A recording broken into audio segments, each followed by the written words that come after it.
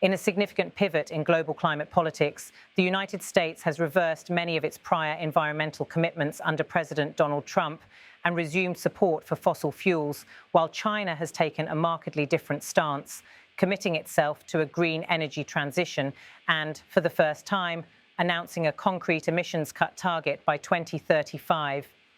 Chinese President Xi Jinping unveiled the goal in a videotaped address to the United Nations this week. He pledged that China will, by 2035, reduce economy-wide net greenhouse gas emissions by 7% to 10% from peak levels, striving to do better. Great visions require concrete deeds. Climate action is an urgent yet long-term task. Let's all step up our efforts to realize the beautiful vision of harmony between men and nature and preserve planet Earth, the place we call home. Though China plans also to expand wind and solar power, increase forest area and boost electric vehicle sales, climate analysts have pointed out a gap between this ambition and what is needed to align with the Paris Agreement. The announced 7 to 10% cut falls short of the approximately 30% that many experts say is necessary. Even as China made its climate commitment, President Trump used his United Nations address to reaffirm climate skepticism. In his remarks, he declared, "It's climate change because if it goes higher or lower, whatever the hell happens, there's climate change. It's the greatest congé job ever perpetrated on the world, in my opinion." That stark contrast has heightened expectations that China may now be seen as the central actor in international climate leadership. In light of this, many observers watched closely as Belinda, a China policy analyst at the Center for Research on Energy and Clean Air, joined an interview to assess the significance of China's new emissions pledge. Belinda described the announcement as quite a big deal. Until now, China had never formally announced economy-wide emissions reduction goals covering all greenhouse gases across all sectors. She emphasized that President Xi's personal role in delivering the message signals elevated political will. Yet she added a caveat. The commitment is not yet ambitious enough to fully satisfy the Paris targets. Still, she stressed that China is well positioned to exceed the stated goals. Her team's analysis suggests a 30% reduction is feasible under current trends and existing 2030 commitments, meaning that the 7 to 10% figure may represent a conservative floor rather than a cap. Belinda offered insight into why China might opt for such modest targets.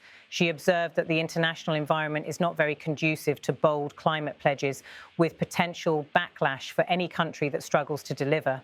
Domestically, she said, China tends to set modest goals first, then strive to overachieve. In her view, the present targets reflect a very conservative approach, even if real-world implementation might prove more aggressive. When asked what had motivated Chinese leaders to time this announcement now, Belinda pointed to two main factors.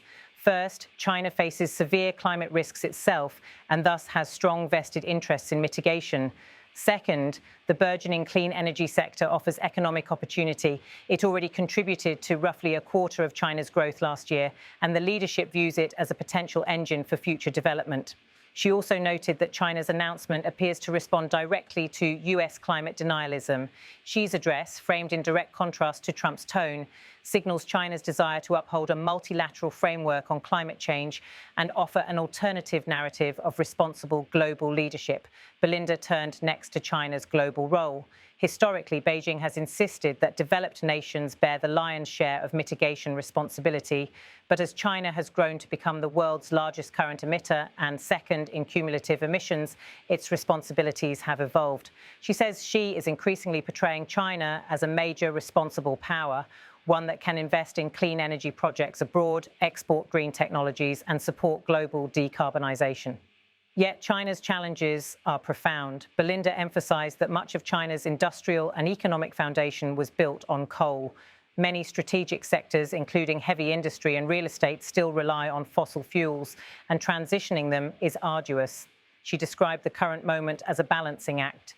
Though policy settings remain cautious, clean energy deployment in practice has accelerated dramatically. The eventual direction will depend heavily on how the government uses its upcoming 15-year plan to manage this transition. Finally, Belinda outlined lessons for other nations. She said the central takeaway is clear: long-range policy direction. China plans decades ahead and aligns industrial plans accordingly, an approach well suited to the long timescales of climate action. Many countries, she argued, could benefit from similarly consistent and forward-thinking climate strategy and collaboration with China to share clean energy technologies. That was Belinda from the Centre for Research on Energy and Clean Air.